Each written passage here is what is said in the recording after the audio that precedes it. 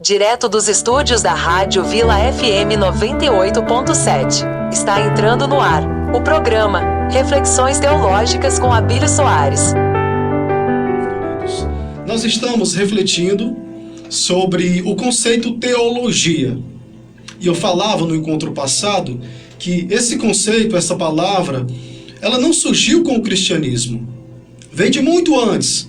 E aí eu falava historicamente sobre o surgimento da palavra, que foi exatamente na Grécia Antiga. Os primeiros autores, os possíveis Homero e Hesíodo, eles falavam, eram poetas gregos, falavam sobre as mitologias, as histórias e narrações dos deuses gregos. Lembrando que era uma cultura politeísta. O que é isso, Abílio? São modos de acreditar em diversas divindades. Eles não tinham a consciência do Deus único e verdadeiro. E aí quando nós chegamos no período da filosofia, Platão e Aristóteles, eles vão também retomar o mesmo assunto e vão dizer que, na verdade, teologia significa a ciência que indaga sobre o ser divino. E aí quando nós chegamos no cristianismo, um santo importante da igreja, que eu vou citar diversas vezes aqui no programa, foi Santo Agostinho. E aí ele pega o conceito teologia, theos, Deus, e logos, e vai dizer que é o seguinte: teologia é a reflexão sobre a essência do Deus da revelação. O que quer dizer tudo isso, Abílio? É que nós temos agora uma ciência que vai tentar compreender esse Deus da revelação, que vai explicar para nós como é que ele age no mundo.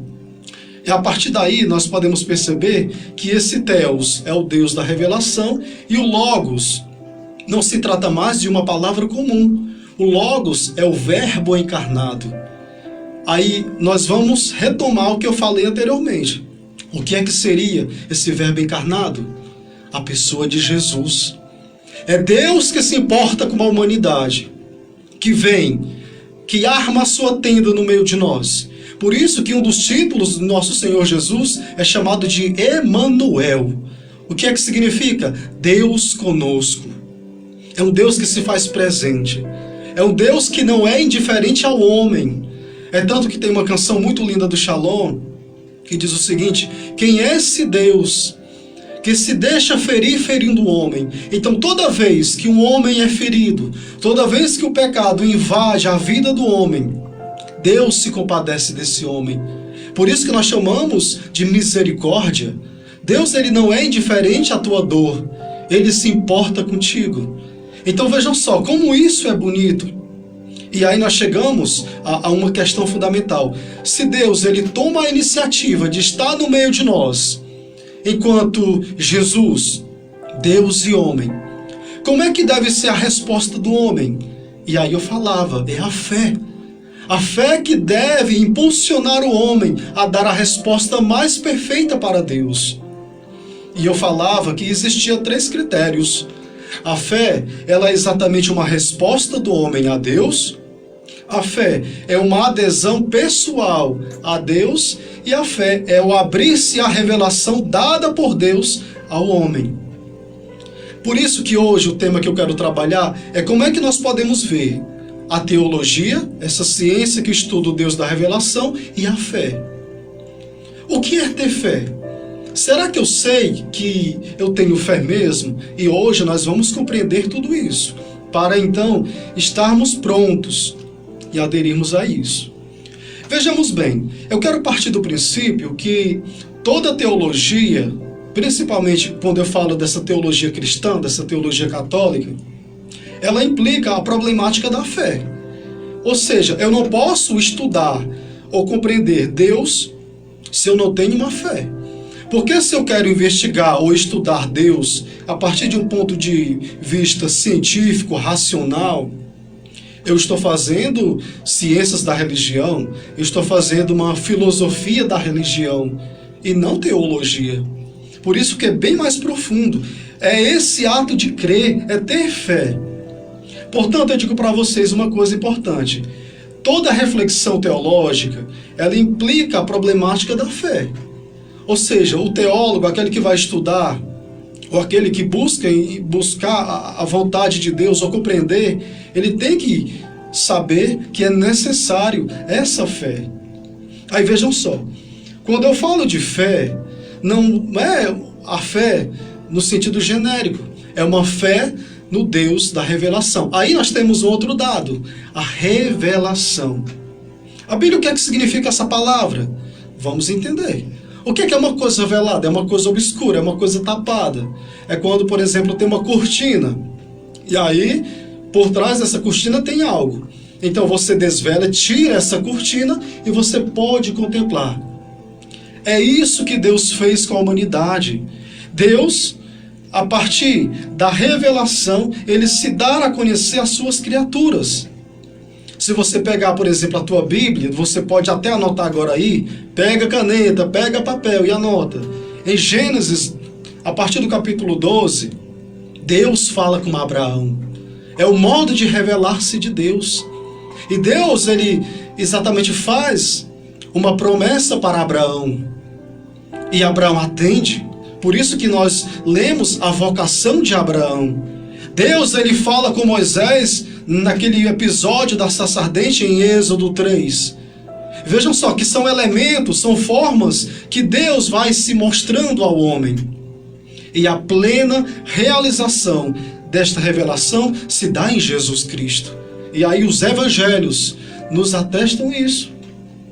Portanto, a teologia é o esforço de compreender de forma lógica e sistemática as verdades da fé. Ou seja, nós vamos agora não utilizar sentimentos, não utilizar emoções, mas vamos utilizar a nossa razão, a nossa capacidade. Até porque eu tenho certeza, você que está aí nos acompanhando, você não vai aceitar qualquer coisa. Por exemplo, se chega uma pessoa estranha na tua casa e vai te oferecer, por exemplo, um alimento. Você vai pegar esse alimento, ingerir, comer? Não vai? Você vai saber de onde é que vem a procedência. Você não vai aceitar qualquer coisa que os outros falam. Isso, eu falo de uma pessoa que usa o bom senso, que usa a razão. Então, para podermos compreender esse estudo de Deus, é necessário que nós tenhamos esta razão, que nós tenhamos esta capacidade de saber o porquê das coisas. Agora vejam só, se a filosofia, que é o estudo ou a busca da verdade, e por isso que na filosofia talvez você nunca vai encontrar uma verdade, até porque no dia que a filosofia encontrar uma plena verdade, ela deixa de existir. Mas na teologia nós temos um objeto específico, nós temos uma verdade. E quem é a verdade absoluta da teologia? É a revelação. É o Verbo encarnado, é nele que está a verdade. Por isso que quando Jesus fala, eu sou o caminho, eu sou a verdade, eu sou a vida, não é apenas frases comuns, mas é de um Deus que se mostra, que se entrega, que se doa. E aqui diz, aqui está o teu caminho. É por aqui, meu filho. Você não pode desvirtuar o caminho. Você tem até outros caminhos. Você vai se você quiser, mas esse é o verdadeiro. É aqui que você deve estar. É o caminho. Por mais que o caminho seja difícil, estreito, dificultoso. E aí eu sei, você que tem uma fé, a dificuldade que você passa no teu dia a dia para manter a tua fé viva. Esse é o caminho estreito. Porque largo e espaçoso é o caminho que leva-nos à perdição.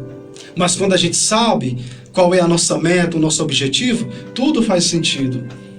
Aí nós chegamos numa coisa importante. Como é que nós podemos então perceber? E aí eu quero pegar a partir do que eu já estudei com vocês sobre uma das coisas fundamentais, que é exatamente um documento.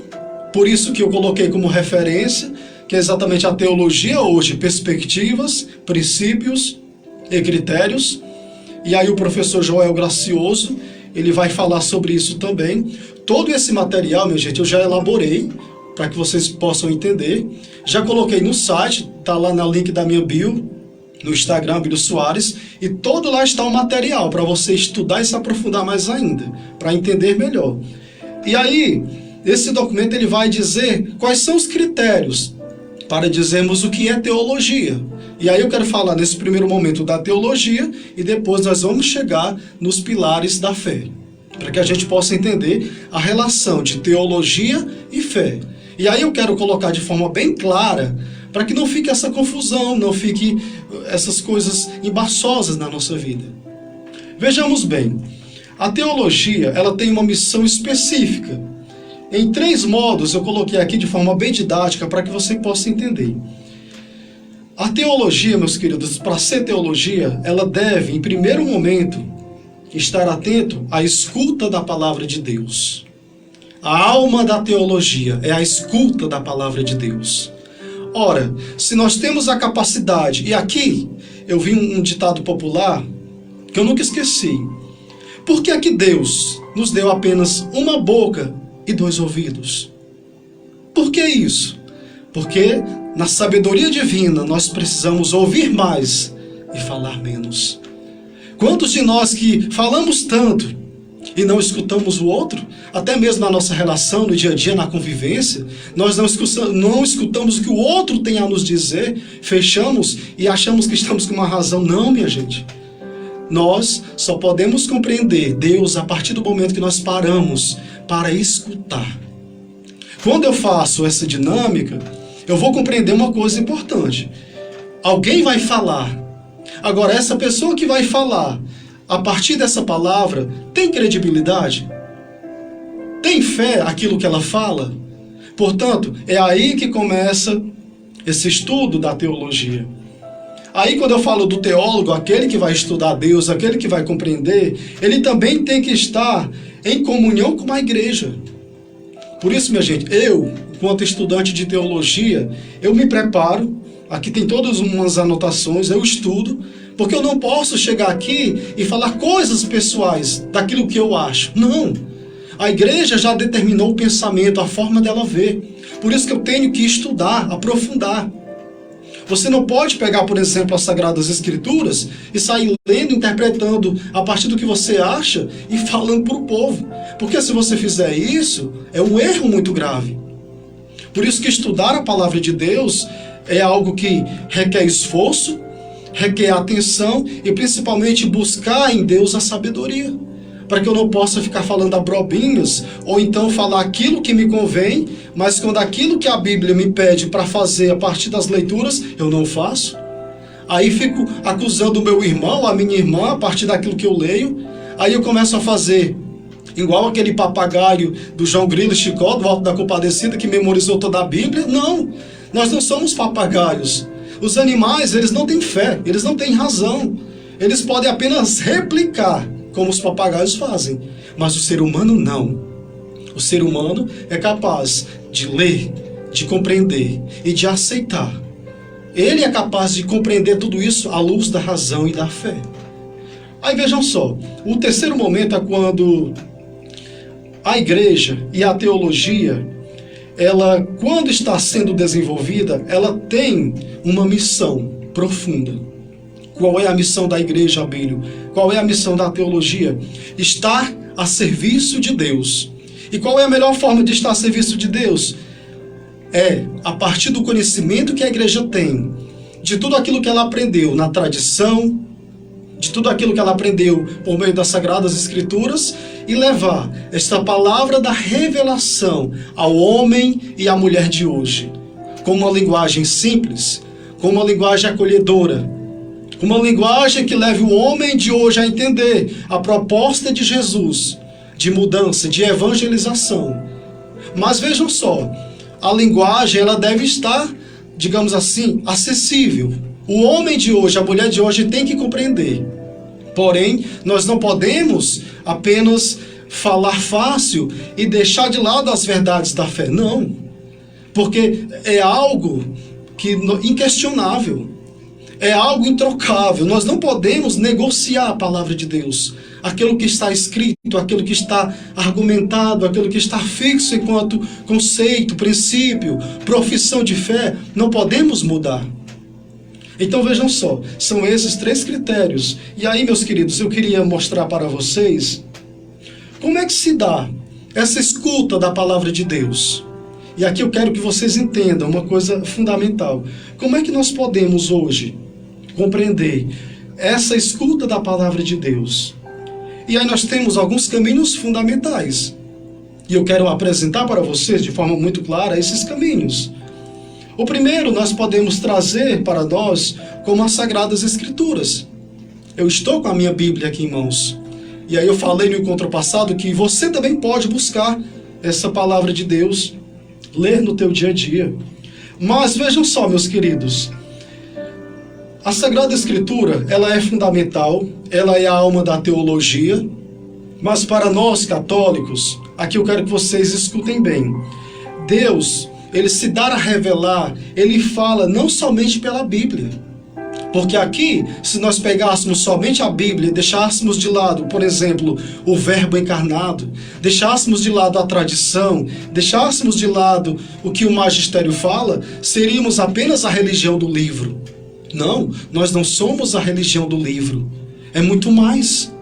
É lógico que a Igreja Católica, ela venera as Sagradas Escrituras. Nós temos o ponto máximo, por isso que é um dos pilares da fé, as Sagradas Escrituras. Mas há outras formas também de nós vermos e compreendermos esta revelação. E aí nós podemos perceber que quando Deus ele se revela, principalmente a partir de Jesus Cristo, o Verbo encarnado, a partir do que a Igreja nos diz. Por isso que Santo Agostinho tem uma frase bonita que ele diz: eu não creria no Evangelho se isso não me levasse à autoridade da Igreja. Ou seja, eu quero dizer o seguinte, que a Igreja ela formulou o modo de pensar. E aqui eu quero que vocês que são catequistas, que estão aqui nos ouvindo, você que é ministro da palavra, você que quer aprofundar a tua fé, eu tenho aqui de forma muito simples e rápida os 3 pilares da fé católica para que você entenda de uma vez por todas, mas em outros programas a gente vai ter que retomar isso, que é importante. Primeiro, nós temos a Sagrada Tradição, a Bíblia. O que é que significa isso? É um dos pilares da fé católica. Foi aquilo que os apóstolos ouviram e viram de Jesus. E aí eles transmitiram porque eles tiveram a experiência. É tanto que nos evangelhos, não foi Jesus que escreveu, foram os apóstolos. Foram aqueles que conviveram com Jesus, viram e ouviram. Até porque é interessante para que você entenda o que é que significa isso. Por exemplo, você já não tem mais o teu pai aí, ou a tua mãe vivos, ou teu avô? Lembra que eles contavam histórias para vocês? Talvez o teu avô ou a tua avó não escreveu nada, mas você escutou aquilo ali. E até hoje você guarda contigo o que ele disse, os valores, os princípios, o respeito. E isso eu digo porque eu convivi com uma mãe. E essa mãe me ensinou muitas coisas. Ela não escreveu nada, mas ela me ensinou a ser um homem correto, a respeitar os outros. Então eu internalizei aquilo que ela ensinou. Assim foram os apóstolos, ouviram a mensagem, tiveram contato com Jesus e aderiram a essa proposta. Por isso que eu convido a você, se tiver agora um tempinho aí, pega no Evangelho de João. O Evangelho de João, a partir do capítulo 21, já no finalzinho. João, capítulo 21, dos versículos 24 até o 25. Eu fiquei emocionado, eu fiquei com muita fé, eu fiquei vislumbrado quando eu li isso. Porque esse é o testemunho. Veja só o que o apóstolo diz. Este é o discípulo que dá testemunho dessas coisas, que foi quem as escreveu. E sabemos que o seu testemunho é verdadeiro. Há, porém, muitas outras coisas que Jesus fez. Se fossem escritas uma por uma, creio que o mundo não poderia conter os livros que se escreveriam. Então Jesus realizou muitas outras coisas, tantas realidades, quantos ensinamentos, mas a igreja, na sua sabedoria, compilou de forma sábia, pela inspiração do Espírito Santo, e cunhou para nós o livro sagrado, as Sagradas Escrituras. Por isso que nós a veneramos. É a mensagem de Jesus, viva, atualizada a todo instante. Por isso que eu devo beber dessa palavra de Deus. Católicos, vou até bater aqui. Presta atenção, católicos. Leiam mais a palavra de Deus. Pare de corpo mole. Tem que ler a palavra de Deus. Se não entendeu, peça sabedoria. Mas temos que fazer isso. Aí nós temos o segundo momento. Deus, além desses pilares da fé católica, quando eu falei da sagrada tradição que se dá a partir da missão que os apóstolos têm, nós temos as Sagradas Escrituras, que eu falei já agora, que é uma revelação dada por Deus ao homem. É quando Ele, através dos textos sagrados, se revela para nós. Por isso que eu falei e repito, a igreja venera as Sagradas Escrituras. E aí, por fim, nós temos o magistério. Abílio, o que é que significa o magistério? Vem do latim, magister, ou seja, mestre. A igreja, ela é mestra. Ela tem um ensinamento. Por quê? A igreja pegou a tradição, pegou a Sagrada Escritura e, como que um depósito fidei, o depósito da fé, ela pegou essas verdades e ela guarda, ela compreende, ela estuda e repassa para nós. Por isso, vejam só, quando um bispo fala, quando o Papa fala, ele não fala em nome dele, é em nome desse magistério, é em nome da igreja. É uma verdade que nós devemos e podemos acreditar, porque não é algo inventado, não é algo colocado no mundo na mera subjetividade. Por isso que eu falo da razão. Ora, verdades da fé católica. Primeiro, Sagrada Tradição, depois Sagrada Escritura e o magistério. Aí nós chegamos num ponto fundamental, a fé. Como é que eu posso compreender, Abílio, tudo isso a partir dos princípios da fé? Aí eu volto aos pilares da fé. Ora, a fé é essa escuta da palavra de Deus, é esse despertar do homem para ouvir a palavra de Deus. Quantas pessoas que tinham uma vida errada, que viviam como bicho, até como um padre no tempo desse falou, essa criatura aí parece um jumento batizado, recebeu o batismo, mas não sabe nada da fé. Não, minha gente, quando o homem adere à palavra de Deus, a essa escuta, ele muda. E aí, vejam só, a fé é uma resposta pessoal. Que coisa linda. E aí o Papa Bento XVI falava que essa resposta pessoal se trata de um encontro. É um encontro com uma pessoa. Mas esse encontro não é com uma pessoa comum, é com uma pessoa trina. É o Pai, o Filho e o Espírito Santo. E a partir desse encontro, eu posso aderir com toda a minha fé, com toda a minha confiança nessa Trindade Santa. Aí vejam só, a fé, meus queridos, também, ela é uma entrega total nos braços de Deus. Todo o meu ser, a minha razão, a minha inteligência, o meu biológico, a minha vida, os meus conflitos, as minhas imaturidades, aquilo que eu tenho, aquilo que eu sou, eu devo confiar e entregar nas mãos de Deus, assim como um filho se entrega nos braços de Deus. Por isso, minha gente, que a fé, ela é um dom. A fé, ela não pode ser colocada como algo meramente que você, eu quero ou não quero, não. Mesmo que você muitas vezes não entenda, mas diga, Senhor, eu creio, mas aumentai a minha fé. Eu sei que eu estou passando por dificuldades, mas eu entrego a minha vida em Ti. Faça da minha vida o que queres. É essa entrega, essa confiança, minha gente. Quantas vezes nós não acreditamos na misericórdia de Deus, na providência de Deus? E aí achamos onde é que está Deus e reclamamos. Minha gente, essa fé, essa entrega total, mesmo que você muitas vezes não compreenda no primeiro momento, mas faça como essa criança, que está como se fosse numa árvore, e que quando o pai diz, pula meu filho que eu te pego, você se joga, porque sabe que o pai vai te segurar, ele não vai soltar você. Isso é fé, isso é bonito. Por isso que a fé ela é um dom e não são todos que conseguem ter esse dom. Veja entre os apóstolos, Tomé disse, eu só acredito que o Cristo, que o Mestre ressuscitou, se eu ver, se eu pegar nas feridas. E aí ele teve que ter a experiência, teve que tocar o lado de Jesus. E aí Jesus fala para os apóstolos e para Tomé também, feliz aquele que não viu, que não tocou, mas acreditou.